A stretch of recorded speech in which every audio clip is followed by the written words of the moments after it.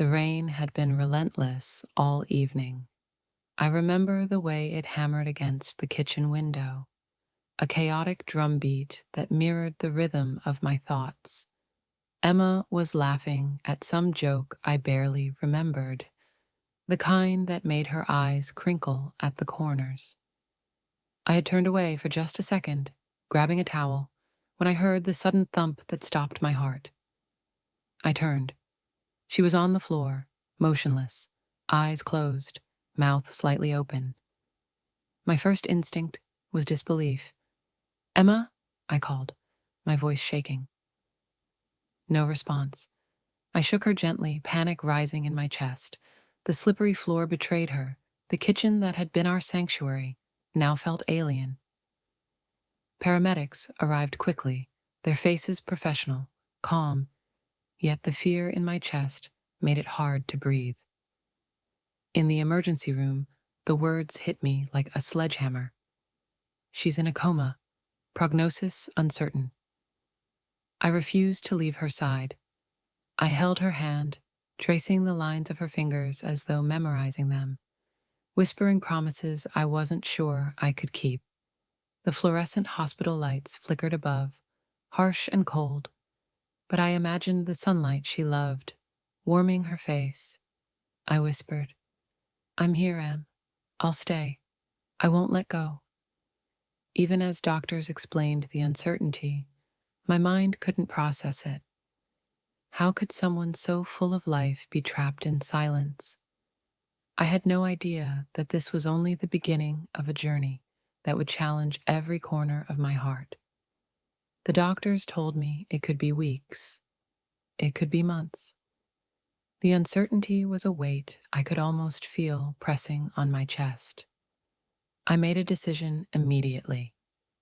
I would not leave her. I set up a small cot in the hospital room, brought blankets, and stocked the mini fridge with her favorite foods: peach yogurt, chocolate-covered almonds, and jasmine tea.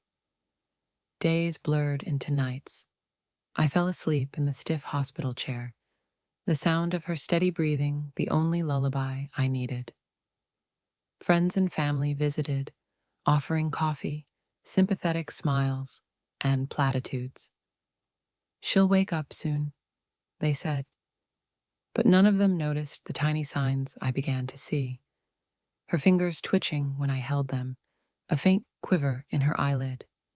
It was subtle, almost imperceptible, yet I clung to it like a lifeline. I started talking to her in detail about my day, the little victories and losses, the mundane dramas of life. I told her about the dog stealing socks, my boss ranting about deadlines, and the sunrise from our balcony.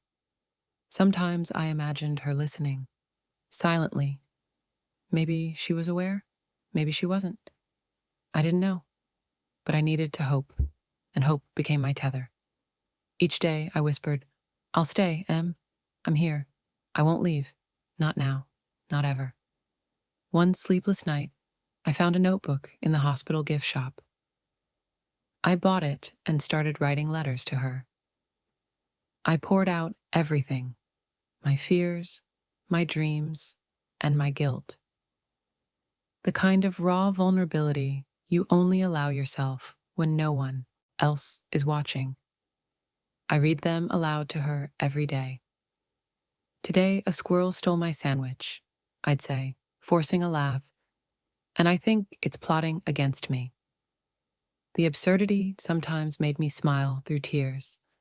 At first, I felt ridiculous, speaking to someone who might not even hear me. But slowly I noticed something extraordinary. Her hand, always limp in mine, occasionally shifted, tiny, imperceptible movements. A twitch, a squeeze, a subtle change that made my heart leap. I realized then that maybe she was listening, absorbing my words in silence. The letters became a lifeline for both of us. I read about my days, my fears, and sometimes even silly poems I had written for her. "I'll keep telling you, Em," I whispered each night. "Even if no one else can hear, I'll be your voice, your anchor, your reminder that life isn't over. 3 months in, the doubt crept in like shadows in the corners of the room. The hospital staff, kind but weary, would shake their heads. No neurological response, they'd say. It's possible she won't wake up. Their words were facts, but my heart resisted them. Yet even in despair, there were tiny sparks of hope. Her fingers twitched occasionally, a subtle quiver at my voice. I began noticing patterns, the way she sometimes reacted to certain music, the way her breathing changed when I told her stories from our past. I questioned myself constantly. Was I imagining these signs? Was I delusional? But something in me refused to give up. I remembered the first time I had held her hand that night after the accident. I had whispered, "I won't leave." Now, months later, that promise was my armor. I spoke to her daily, describing everything I saw and felt. I whispered, "I'm still here, Em. I won't stop, no matter how long it takes." The doubt was still there, lurking, but her subtle gestures reminded me that some connections are stronger than what the eyes can see. Then came Daniel, a stranger, or so I thought, who appeared at the hospital one afternoon. He claimed to be a friend of Emma's from years ago, someone she had trusted deeply. My protective instincts flared. "Who are you?" I demanded. He showed me old letters and photographs, proof of a bond I had never known existed. "She wanted me to make sure you were safe," he said quietly, almost reverently. My heart pounded. Why would Emma involve someone else in this private nightmare? Then he handed me something that stopped me cold. Letters Emma had written, to herself. Detailed, personal, cryptic letters. And in them, she described a plan, one that made my blood run cold. She had been pretending to be in a coma. The room spun. How could she? Why? I struggled to understand. My mind raced with betrayal and relief, confusion and awe. And in that moment, I realized nothing about this year had been ordinary. Every subtle twitch, every faint movement, she had been aware all along. Daniel explained further. Emma had discovered a threat in her life, a dangerous person who wanted to harm her. Pretending to be unconscious was her way to buy time, to create a shield around herself and me. She had orchestrated a plan so meticulous that even the doctors were deceived. I felt a whirlwind of emotions: anger, fear, guilt, admiration. How could she carry such a burden alone? How could she silence herself for months, letting me suffer in ignorance? And yet, as I read more of her letters, I understood. It wasn't cruelty. It was love and protection, twisted into something I could barely comprehend. I sat in the hospital chair, letters trembling in my hands, thinking about the courage it must have taken to remain silent. Emma wasn't just surviving. She was fighting, planning, protecting. And I had been blind, lost in my own despair. The days that followed were a storm of conflicting feelings. I loved her deeply, yet I felt betrayed. I feared for her, yet I admired her brilliance. I questioned myself constantly. Did I fail her by not noticing sooner? And yet, amidst the turmoil, a realization struck me. Emma's silence wasn't about me. It was about survival. Every twitch, every gesture, every unspoken signal had been deliberate. She had entrusted me with her life, her safety, and even in pretending to be unconscious, she had found a way to communicate with me. I whispered to her, though I wasn't sure if she could hear. "I see you, Em. I understand now. I'm with you." Her faint hand squeeze was the only response I needed. In that moment, love felt like something beyond words, beyond touch, something sacred and enduring. After that, I began noticing more deliberate signs. The slightest quiver when I hummed our song, a finger twitch when I read her poetry. Sometimes, if I told a story from our honeymoon, the corner of her mouth would lift, a fleeting smile only I could recognize. It was both thrilling and heartbreaking. She was there, fully aware, fully alive, but hidden. She had chosen silence to protect us both, and the weight of that choice was almost unbearable to comprehend. I learned to read her gestures, her breathing, her subtle eye movements. Each small sign was a message, a reassurance that she was still fighting, and I learned to respond, not with panic, but with patience, love, and unwavering faith. Daniel finally revealed the magnitude of the danger. Emma's past had caught up to her. A man she had inadvertently exposed years ago had been hunting her. He was manipulative, clever, and utterly relentless. Her coma had been a shield, a way to hide in plain sight while devising a plan to neutralize him. I felt a cold shiver of fear. How close had we come to disaster? And yet, there was also awe. She had protected both of us, silently, strategically, for months. I had thought I was suffering alone, but she had carried a heavier burden, one I could barely fathom. Late one night, I noticed a note tucked under her hospital pillow. It read, "Trust the pattern. I'll explain soon. Don't confront him yet." My hands shook. Her handwriting, shaky but unmistakable, was a beacon in the darkness. She had been leaving breadcrumbs for me, subtle instructions hidden in plain sight. Each tiny clue felt like a lifeline, a way to connect without breaking the delicate web of her plan. My mind raced. Every day, every moment, became a puzzle to solve, one that required patience, vigilance, and unwavering trust. I whispered, "I'll follow, Em. I'll keep your secret. I'll protect you." Her hand twitched in response, and for the first time in months, I felt hope that wasn't tinged with despair. She was alive, she was brilliant, and she was mine to fight for. The days became a delicate dance. I was no longer just a husband. I had become a vigilant observer, a detective in our own private mystery. I documented every subtle movement, the blink of her eyes, the slight tightening of her hand, the micro expressions that only someone who truly knew her could recognize. I studied the rhythm of her breathing, the small reactions to sounds, the flicker of her lips when I hummed a tune from our early days together. The hospital staff thought I was obsessive, but I knew I had to understand her silent language. She had been communicating with me all along, and I couldn't afford to miss a single message. Daniel became my silent ally. He helped me decipher her notes, piecing together her cryptic instructions. Each day felt like unwrapping a secret. I learned patience like never before, understanding that love could manifest not just in touch, but in quiet attention and unwavering presence.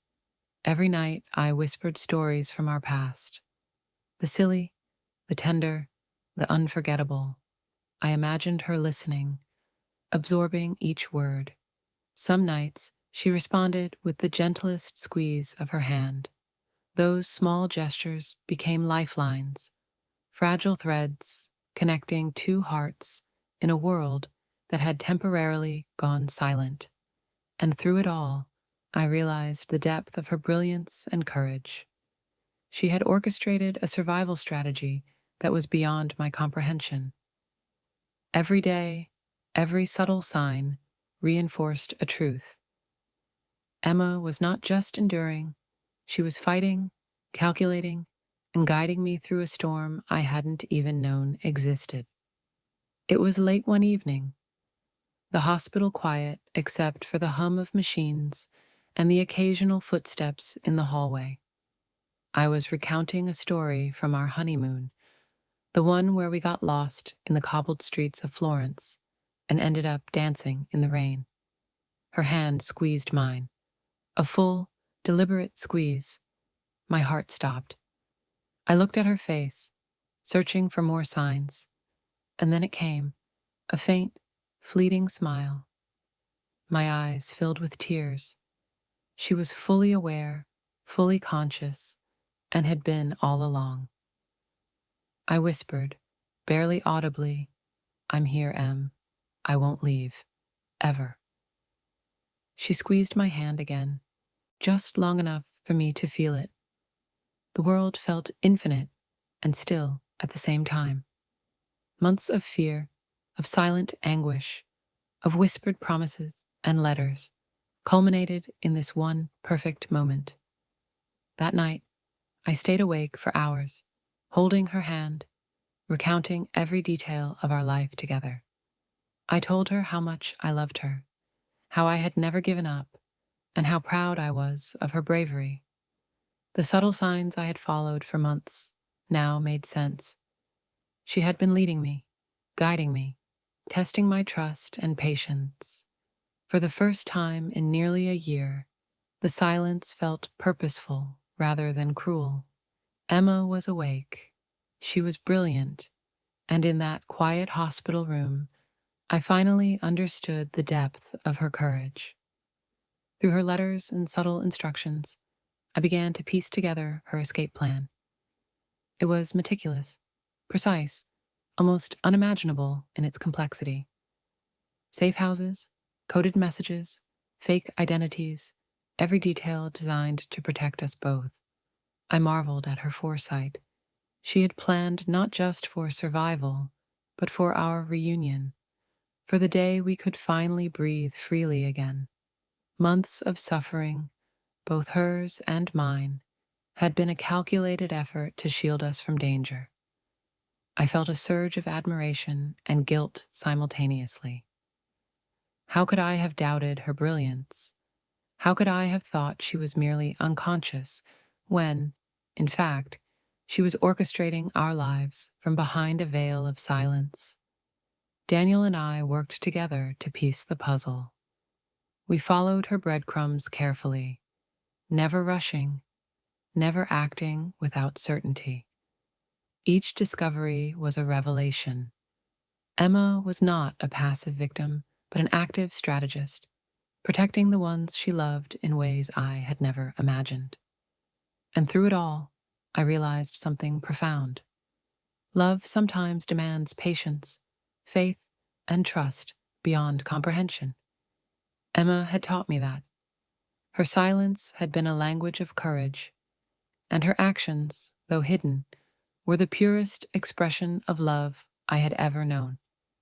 One morning, after nearly a year, she finally spoke. Her voice was barely audible, a whisper that barely carried across the room. "I needed you to trust me," she said. I choked back tears. Those words carried the weight of months of fear, strategy, and love. She had needed me to remain steadfast, to hold on to hope, and to believe in her judgment, even when it defied reason. "I do," I whispered, my own voice breaking. "I trusted you, always." She smiled faintly, a mixture of relief and exhaustion. It was a fragile, delicate moment, but it carried the enormity of a lifetime of struggle and love. Her courage had been monumental, her patience infinite. And now, we could finally breathe together. That day, our dynamic shifted. No longer was I the one waiting for signs. I was now a partner, a co-conspirator in the delicate dance of survival Emma had orchestrated. And in that shared understanding, our bond deepened in ways I had never imagined. With the puzzle pieces in place, we confronted the threat.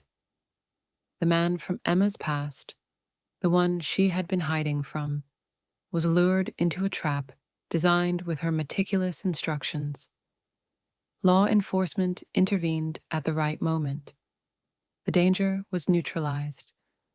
Relief washed over me in a tidal wave, leaving me trembling, exhausted, and profoundly grateful. Emma had orchestrated everything with precision. Her bravery had saved both our lives. I held her close afterward, feeling the weight of the year lift from both of us. "You are incredible," I whispered. "I can't believe you carried all of this alone." Her eyes glistened with tears. "I had to," she said softly, "for both of us." And in that moment, I realized love is not always about comfort or ease. Sometimes it is about patience, trust, and faith, even when everything seems impossible.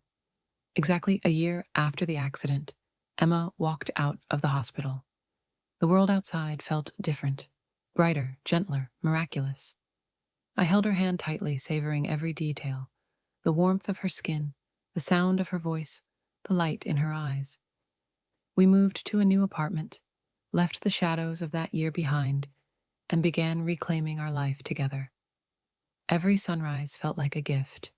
Every laugh, every shared meal, every ordinary moment carried extraordinary significance. Emma's scars were visible, yes, but they were also badges of resilience, courage, and unwavering love. I realized that what we had endured had transformed us, not broken us. I often think about that year, the fear, the doubt, the silent communication that defined our days. I learned that love is more than presence.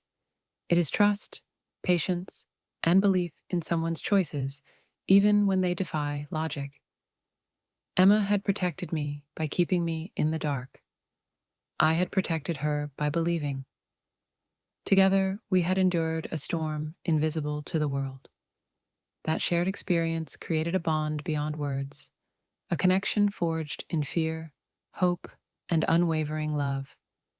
Life slowly returned to normal. We laughed more freely, cherished small moments, and allowed ourselves to heal. We got a dog, tended a garden, and enjoyed quiet evenings, watching the sunset from our balcony. Every mundane activity became precious. Every ordinary day was now extraordinary. And in each moment, I felt immense gratitude for Emma, for her courage, and for the life we had fought so hard to reclaim together. Eventually, Emma chose to share the truth with a few close friends and family. Reactions ranged from shock to admiration. People were astounded by her courage and ingenuity. Her story became a lesson for all who heard it. Strength isn't always loud. Sometimes it is silent, patient, deliberate, and deeply human. Emma had been a hero all along, not just for surviving, but for protecting the ones she loved without ever revealing the full extent of her struggle. Looking back, the most profound lesson is simple. Love is patient, courageous, and sometimes tested in unimaginable ways. Emma pretended to be in a coma for a year to protect us both. Her silence, though agonizing for me, was a language of love, trust, and resilience. She taught me that the deepest bonds are built on faith, patience, and unwavering courage. Even now, I remember her subtle signs: the finger twitch, the faint smile, the whispered words that kept me going. That year haunts me, not with fear, but with awe and gratitude, and I will never forget it.